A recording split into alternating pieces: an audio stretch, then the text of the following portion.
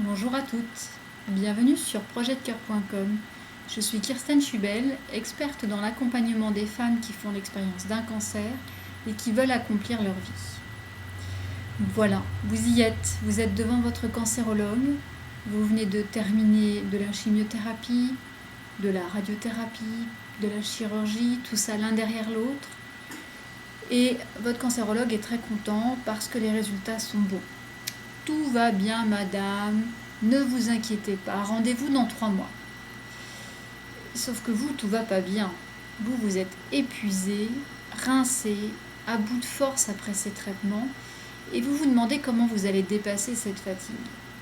Vous êtes peut-être encore nauséeuse de la dernière cure de chimiothérapie, vous n'avez pas retrouvé l'appétit. Comment ça, tout va bien ? Et puis vos proches, votre mari qui vous a peut-être accompagné à cette consultation, lui il a bien entendu que tout allait bien. Lui il n'attend qu'une chose, c'est que vous recommenciez à prendre votre part dans les travaux ménagers, les corvées de la maison.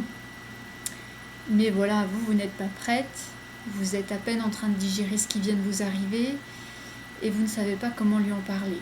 Et l'incompréhension s'installe encore un peu plus.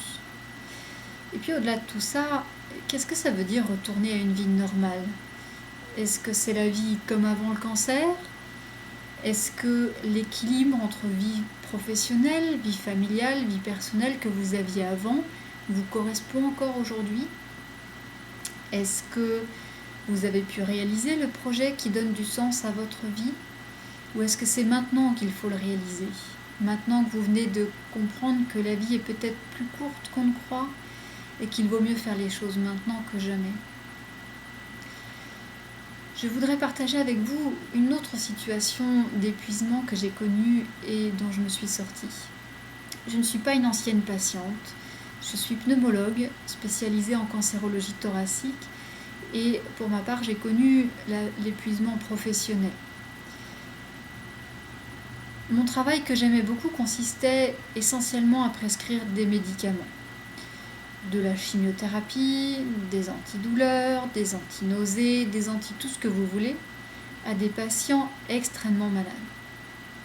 Et l'épuisement est venu du fait que je n'arrivais pas à concilier la prescription de tous ces traitements, la charge administrative qui est de plus en plus importante dans un hôpital, et de prendre le temps avec les patients pour parler avec eux de ce qui est important dans leur vie au moment où ils en sont. Et en pneumologie, c'est souvent à la fin de leur vie.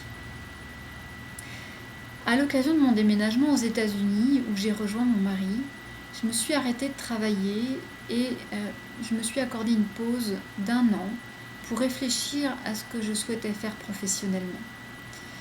Pendant cette année, j'ai changé 10 fois d'avis, j'ai rêvé de 10 métiers différents et j'ai eu besoin de me faire accompagner pour finalement redécouvrir que j'adorais mon métier d'origine, mais en mettant l'accent sur l'aide aux personnes à trouver ce qui fait sens dans leur vie, au moment où elles en sont, tout en les aidant à récupérer des traitements qu'elles viennent de subir. Et voilà, nous en sommes là. J'aimerais vous aider à vous réaliser, vous, comme je suis en train de me réaliser moi-même. N'hésitez pas à faire plus ample connaissance en vous inscrivant à la newsletter, quelque part à gauche de votre écran sur Facebook ou en dessous de la vidéo sur le site internet. Je vous souhaite une bonne lecture et je vous dis à bientôt, je suis impatiente de vous recroiser. À bientôt et au revoir.